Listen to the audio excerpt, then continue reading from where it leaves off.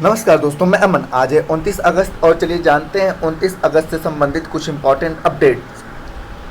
तो आज का पहला अपडेट्स है संघाई सहयोग संगठन यानी कि एससीओ के सदस्य देशों के रक्षा मंत्रियों की वार्षिक बैठक 2022 का आयोजन कहाँ किया गया। ऑप्शन ए है जयपुर, ऑप्शन बी है संघाई, ऑप्शन सी इस्लामाबाद और ऑप्शन डी है ताशकंद। तो यहाँ पर जानते हैं रक्षा मंत्री राजनाथ सिंह संघाई सहयोग संगठन यानी कि एससीओ के सदस्य देशों के रक्षा मंत्री की वार्षिक बैठक 2022 में भाग लिए। यह बैठक उज्बेकिस्तान के ताशकंद में आयोजित की गई। इस वार्षिक बैठक के दौरान एससीओ सदस्य देशों के बीच रक्षा सहयोग के मुद्दों पर चर्चा की गई। बता दें कि संघाई सहयोग संगठन एक अस्थायी अंतर सरकारी अंतर्राष्ट्रीय संगठन है जो कि यूरेशियन राजनीति, आर्थिक और सुरक्षा संगठन है। इसका उद्देश्य संबंधित क्षेत्र में शांति, सुरक्षा और स्थिरता बनाए रखना है। इसकी स्थापना 15 जून 2001 को शंघाई में हुई थी। मौजूदा समय में इसके सदस्य देशों में कजाकिस्तान, चीन, किर्गिस्तान, रूस, तंजानिया, उज्बेकिस्तान, भारत, पाकिस्तान शामिल हैं। वर्ष 2017 में भारत और पाकिस्तान इसके सदस्य देश बने और अभी हाल ही में इसका सदस्य देश बना है ईरान। तो यहाँ पे पूछा गया है कि संघाई सहयोग संगठन के रक्षा मंत्रियों की बैठक कहाँ पर हुई। तो आपका सही ऑप्शन होता है डी, ताशकंद। और बताया गया संघाई सहयोग संगठन की स्थापना कब हुई थी, तो 15 जून 2001 में इसकी स्थापना हुई थी। और इसकी जो राजधानी रखी गई है वह है आपका चीन का बीजिंग। अगला क्वेश्चन है सेंट्रल जोनल काउंसिलिंग यानी कि मध्य क्षेत्रीय परिषद जो सुर्खियों में रहा, कौन सा राज्य शामिल नहीं है। तो यहाँ पे ऑप्शन ए है Himachal Pradesh, option B Uttarakhand, option C है छत्तीसगढ़ और ऑप्शन डी है मध्य प्रदेश। तो यहाँ पर जानते हैं केंद्रीय गृह एवं सहकारिता मंत्री द्वारा हाल ही में भोपाल के मध्य क्षेत्रीय परिषद की 23वीं बैठक की अध्यक्षता की गई। बैठक में उत्तर प्रदेश, मध्य प्रदेश, उत्तराखंड और छत्तीसगढ़ के मुख्यमंत्री शामिल हुए। 2 राज्यों के मुख्यमंत्री वर्चुअल स्तर पर शामिल हुए। सेंट्रल जोन काउंसिल में शामिल राज्य हैं उत्तर प्रदेश, उत्तराखंड, मध्य प्रदेश, छत्तीसगढ़। वही Himachal Pradesh northern zone council का हिस्सा है। उत्तरीय क्षेत्रीय परिषद में शामिल अन्य राज्य हैं हरियाणा, हिमाचल प्रदेश, जम्मू कश्मीर, पंजाब, राजस्थान, दिल्ली और चंडीगढ़। पश्चिमी परिषद क्षेत्र में शामिल राज्य हैं गोवा, गुजरात, महाराष्ट्र, दमन दीव और दादर नगर हवेली। पूर्वी क्षेत्र परिषद में शामिल राज्य हैं बिहार, झारखंड, उड़ीसा, सिक्किम और पश्चिम बंगाल। दक्षिणी क्षेत्र में शामिल राज्य हैं आंध्र प्रदेश, केरल, तमिलनाडु, कर्नाटक और Puducherry. North east zonal council जो कि 1972 के तहत बनाया गया था, उसमें सभी उत्तर पूर्वी राज्य शामिल हैं। तो यहाँ पूछा गया है कि सेंट्रल जोनल काउंसिल जो सुर्खियों में कौन से राज्य शामिल नहीं है। तो जैसा आपको बताया गया कि सेंट्रल जोन काउंसिल में शामिल राज्य हैं पहला यूपी, दूसरा है आपका उत्तराखंड, तीसरा है आपका एमपी और चौथा है आपका छत्तीसगढ़। ये आपके 4 राज्य जो आते हैं वह सेंट्रल जोनल काउंसिल में आते हैं। और हिमाचल प्रदेश जो है वह सेंट्रल जोनल काउंसिल का हिस्सा नहीं है, यह नॉर्थ जोनल काउंसिल का हिस्सा है। नॉर्थ जोनल काउंसिल के अगर राज्यों की बात करें तो नॉर्थ जोनल में आपका आता है हरियाणा, हिमाचल प्रदेश, जम्मू कश्मीर, पंजाब, राजस्थान, दिल्ली और चंडीगढ़। ये सारे आपके नॉर्थ जोनल काउंसिल में आते हैं। तो यहाँ पूछा गया है कि कौन सा सेंट्रल जोनल काउंसिल में शामिल नहीं। तो सही ऑप्शन आपका होता है आपका ए, हिमाचल प्रदेश, क्योंकि यह नॉर्थ जोनल काउंसिल का हिस्सा है। अगला क्वेश्चन है हाल ही में अंतिम पंगाल चर्चे में थी वह कौन है। ऑप्शन ए तुर्कमेनिस्तान में भारत की नई राजदूत, ऑप्शन बी है आपका कोलकाता उच्च न्यायालय की नई मुख्य न्यायाधीश, ऑप्शन सी है अंडर 20 विश्व कुश्ती चैंपियनशिप में स्वर्ण पदक जीतने वाली महिला और ऑप्शन डी है आपका इंडिया ओपन 2022 की महिला एकल वर्ग विजेता। तो यहाँ पर जानते हैं हरियाणा की 17 वर्षीय अंतिम पंघाल बुल्गारिया के सोफिया में अंडर 20 विश्व कुश्ती चैंपियनशिप में स्वर्ण पदक जीतने वाली पहली भारतीय महिला पहलवान बन गई हैं।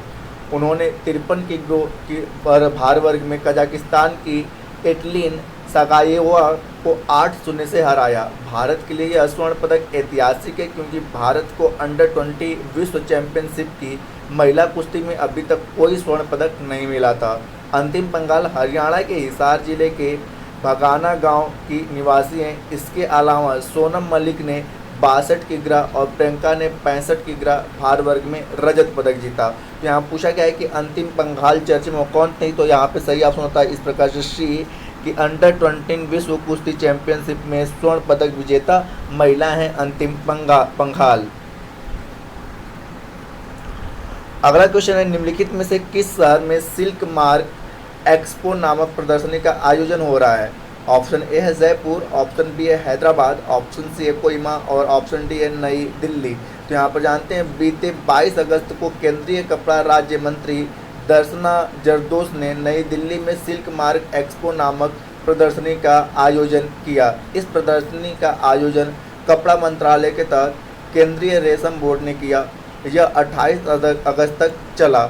इस प्रदर्शनी का उद्देश्य रेशम उपभोक्ताओं के साथ साथ सभी हितधारकों के मूल्य आधारित श्रृंखला को बनाए रखना और कपड़ा क्षेत्र को और ज़्यादा सशक्त बनाना है।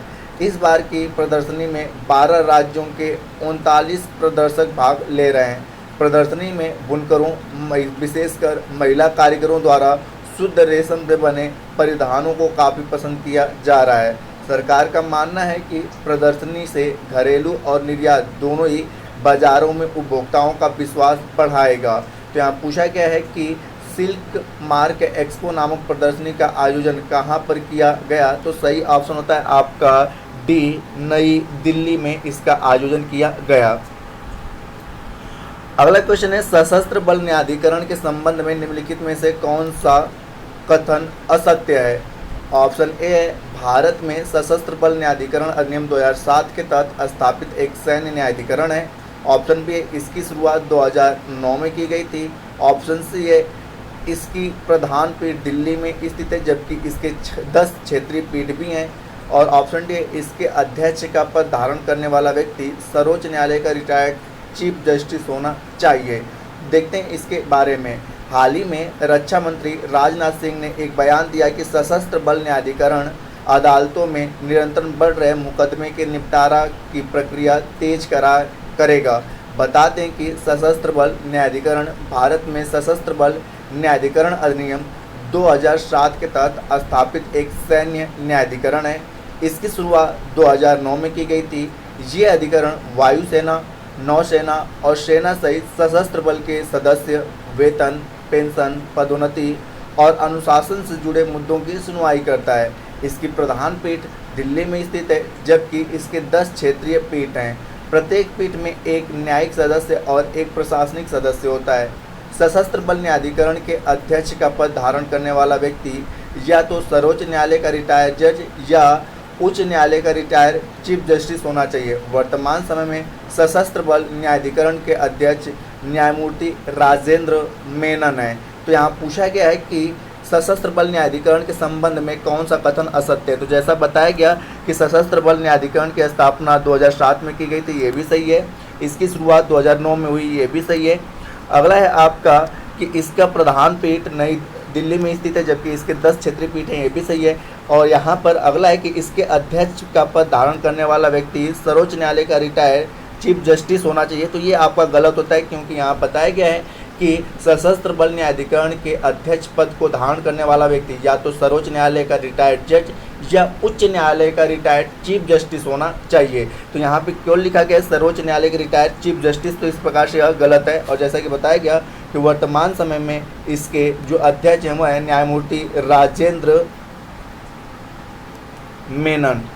राजेंद्र मेनन इसके वर्तमान समय में अध्यक्ष हैं। तो दोस्तों आज के लिए इतना ही। पिछले सेशन में आपसे पूछा गया था कि भारत का पहला नाइट सफारी और जैव विविधता पार्क कहां पर खोला जाएगा, तो इसका सही आंसर है लखनऊ।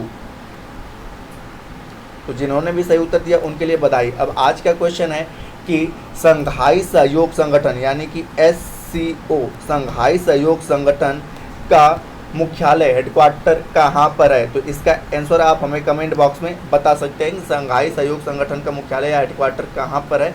तो दोस्तों वीडियो पसंद आया हो तो वीडियो को लाइक करें, कमेंट करें तथा अपने दोस्तों के साथ शेयर करें, और चैनल पर नए हैं तो चैनल को सब्सक्राइब अवश्य करें। इस PDF को प्राप्त करने के लिए आप हमारे टेलीग्राम से जुड़ सकते हैं, जिसका लिंक वीडियो के डिस्क्रिप्शन में दिया हुआ है। तो वीडियो के अंत तक बने रहने के लिए धन्यवाद। मिलते हैं जल्दी नेक्स्ट वीडियो में।